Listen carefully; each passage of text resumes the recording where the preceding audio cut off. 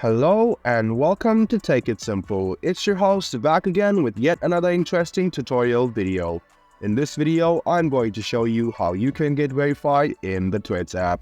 As Threads and Instagram is connected, you should go ahead and verify your Instagram app first. Go to your profile, press on the three layers button and search for Meta Verified.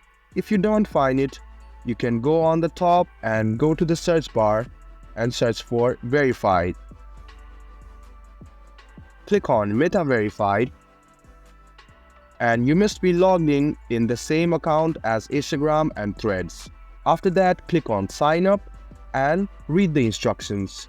Also, you must know that you must pay an amount of money to get verified in both Instagram and the Threads app.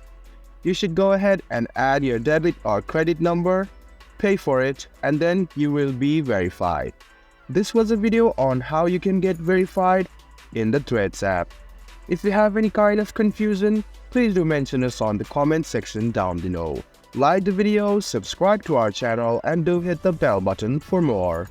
I hope to see you in the next video. Until then, goodbye, take care, and enjoy.